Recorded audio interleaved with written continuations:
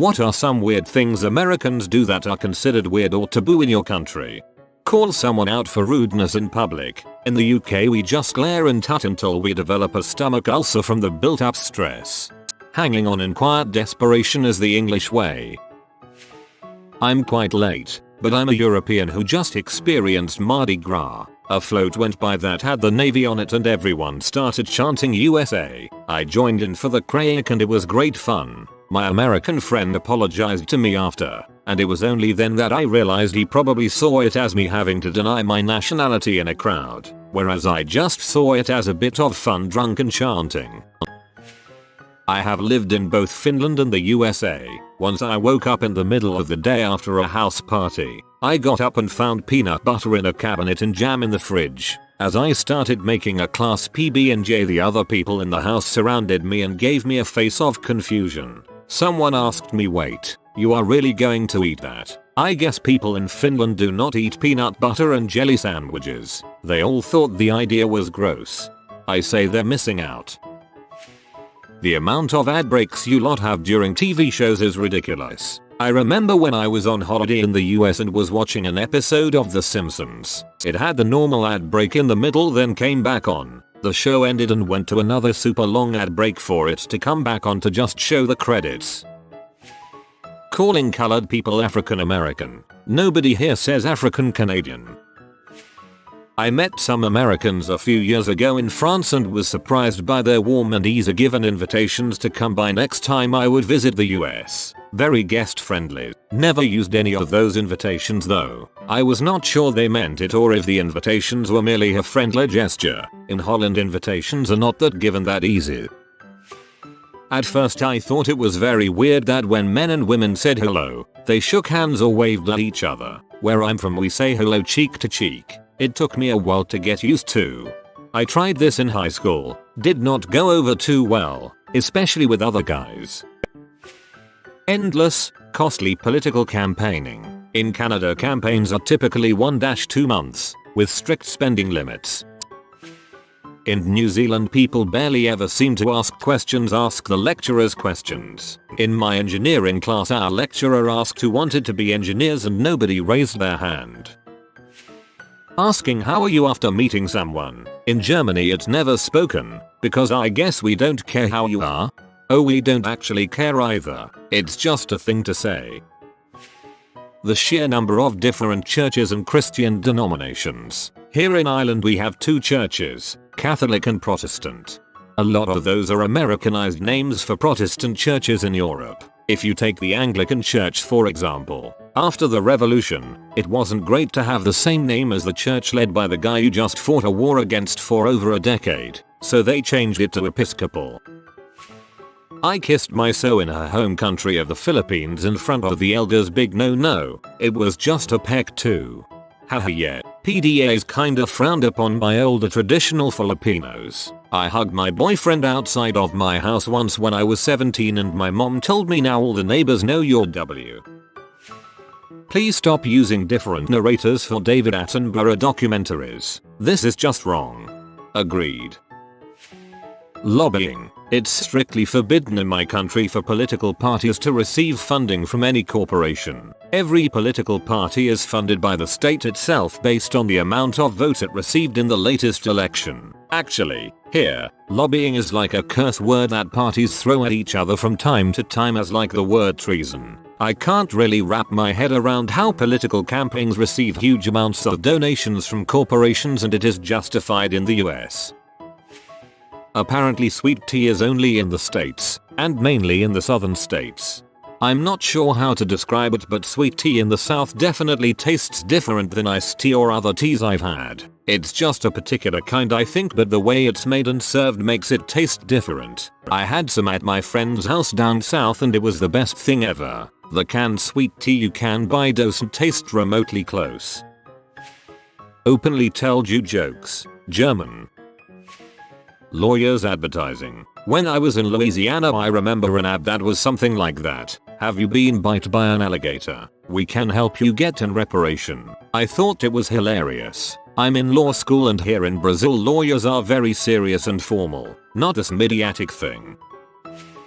American living in Australia here. In Australia, when you don't understand what someone says, it is rude to say what you should say pardon. Saying what is too direct or confrontational or something. Most of the time people won't say anything, but my girlfriend said what to her 19-year-old boss, and her boss said, "Who are you to say what to me?" I try really hard to remember to say pardon, but sometimes I get too focused on trying to understand the content of what people are saying, and it is easy to let habit override and let a what slip out. For any Australians reading this, please know that in the US saying what neither polite or impolite. It is about as common as saying hello, and saying pardon all the time in the US would be a little bit weird. Tip the bartender at every order. Whilst I understand why and how it works in the UK, we tip when we receive good service, giving it a sense that they've earned it, whereas in the USA it's custom to tip on every drink as the wages are lower and the staff rely on tips to bump up the wage earned. Also, in a crowded bar, you are more likely to get quick service the next time if you tipped last time. Advertisements for medicine. I watched very little TV in my time in the US, but every other advertisement seemed to be for some kind of medicine. Seriously, if I'm sick, I'll go see a doctor who'll give me what I need. I think Americans just think I have pain here, must get brand name drug to solve the pain. And the massive list of side effects they have to tell you during the advert too. Then there's the bad substance adverts too. Don't get them in the UK. The lack of annual leave, vacation time, from work. My uncle recently moved to the UK from the States and nearly passed out when he realized I get around 35 days holiday a year. In the UK, by law, everyone who works full-time, 5 days a week, is entitled to a minimum of 28 days paid leave a year, including bank holidays. I'm from Denmark and was recently in the US. I was 99% sure I was gonna die a horrible death when someone sat next to me on the bus, even though there was lots of seats open. The world needs to know, we don't like people in Denmark. Saving up for and paying your children's college tuition. Here in New Zealand, there's a thing called Study Link, which is basically a government-run interest-free student loan that you automatically start paying back out of your paycheck when you graduate and earn over a certain threshold. Not eating your national animal. Kangaroos are bloody delicious. I wouldn't say it's weird at all, but patriotism is very different. In a lot of European countries, if you fly your country's flag at any time other than during the World Cup, it has a stigma of being associated with fascists and racists. Whereas in the US, I've driven down many streets and see the US flag hanging from purpose-built flagpoles built into a house. I guess an equivalent in the US is the Confederate flag maybe? Tipping in general is taboo in Japan. They see it as an insult. Making zip codes a mandatory field on sites that sell internationally. Question to non-Americans that find it weird that Americans are nice and talk to strangers regularly. About a month ago my battery died in my car when I was at a local hardware store. It took me asking 2 people to find someone who would jump my car off. The man then insisted he follow me to the nearest auto parts store, about 3 miles away, to make sure I don't break down on the way. Would this be considered weird in your country? An interesting observation for me is that American politeness is considered more friendly and outgoing while European politeness is based on respecting others' space and privacy. Yet Americans greet at a distance through waves or handshakes and Europeans greet cheek to cheek. Peanut butter and jelly sandwiches are rare outside the US. Having fake, canned, over-the-top laughter in your TV shows. I think you know when something's funny without having to be prompted to laugh. A lot of Americans hate that too. Not getting paid maternity-paternity leave. I know some employers pay leave, but where I come from all employers have to. It's simply the law. I can't imagine how expensive it can be for you to have kids. I guess you also have to pay for the medical cost if you don't have insurance. As an outside observer, the US seems to hold personal responsibility as a paramount virtue, while in the countries I've lived social responsibility is the priority. It's a mindset that has an impact on everything from legislation all the way down to common courtesy. California is not representative of the rest of the US. The California that the media shows isn't even representative of California. I'm an American and I live in Japan, and one habit I had to break quickly was my habit of pointing with my chopsticks. Sorry. Being a patriot, it is easily mixed up with the wrong and dangerous kind of nationalism in the country I live in, the Netherlands. The often staunch patriotism is a tad foreign to someone living in Germany.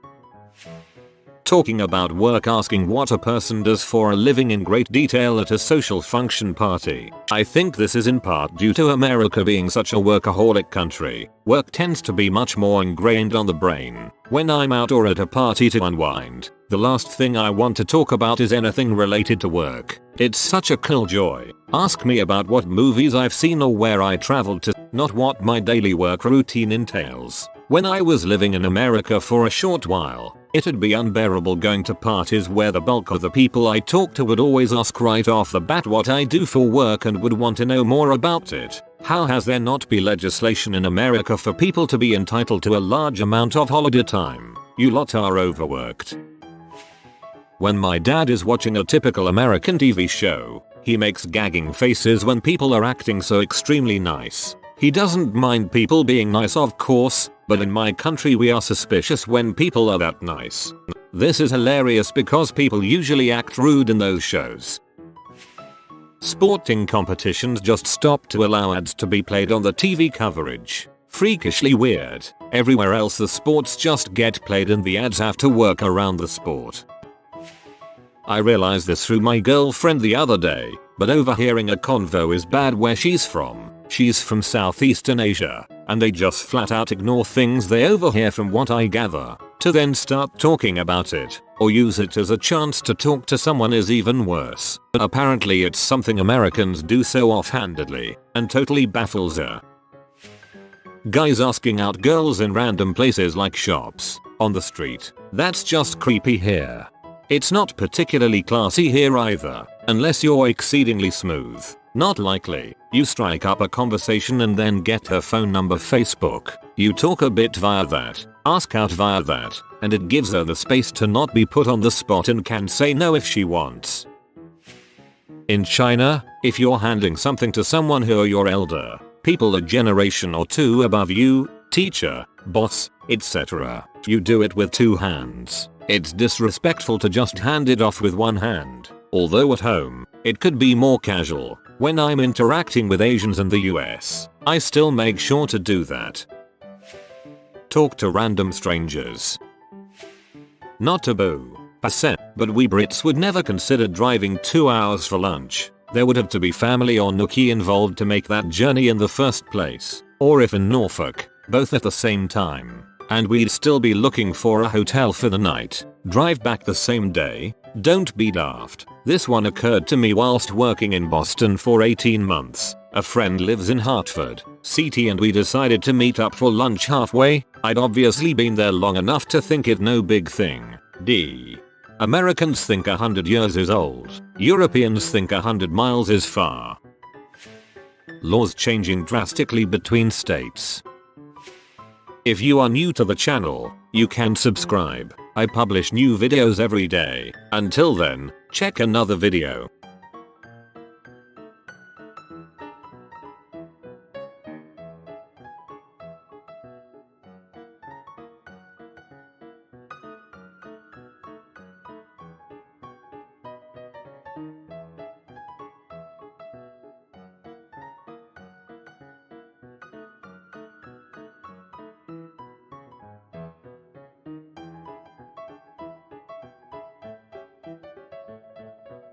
Bye for now.